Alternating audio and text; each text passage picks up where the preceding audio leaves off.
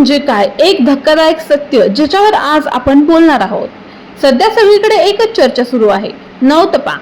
काही लोक म्हणतात पुढचे 9 दिवस खूप धोकादायक असतात, तर काही लोक म्हणतात हा फक्त गरमीचा काळ आहे.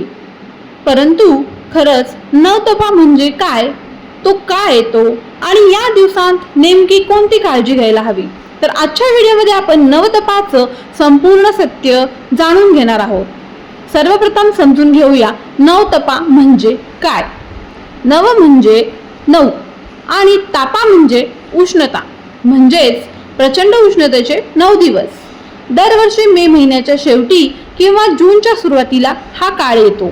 या दिवसात सूर्याची उष्णता खूप वाढते आणि तापमान सामान्यपेक्षा जास्त जाणवतं. आता प्रश्न येतो, नवतापा का होतो? यामागचं मुख्य कारण म्हणजे सूर्याची सरळ किरणं पृथ्वीवर पडणं. या काळात वातावरणातील उष्णता खूप वाढते, जमीन तापते, हवा गरम होते आणि त्यामुळे हीट वेव्ह सारखी परिस्थिती निर्माण होते. त्यामुळे शरीरातून घाम जास्त निघतो आणि शरीरातील पाणी कमी होऊ लागतं. यामुळे अनेक लोकांना चक्कर येणे, डोके दुखणे, थकवा, अंगात कमजोरी किंवा ताप सुद्धा येऊ शकतो. विशेषतः लहान मुलं, वृद्ध लोक आणि उन्हात काम करणाऱ्या लोकांनी जास्त काळजी घ्यायला हवी. आता जाणून घेऊया या दिवसांत कोणती काळजी घ्यावी. तर सर्वात पहिली गोष्ट, दुपारच्या उन्हात बाहेर जाणं टाळा. सकाळी 11 ते दुपारी 4 या वेळेत सूर्याची उष्णता सर्वात जास्त असते. दुसरी महत्त्वाची गोष्ट, भरपूर पाणी प्या.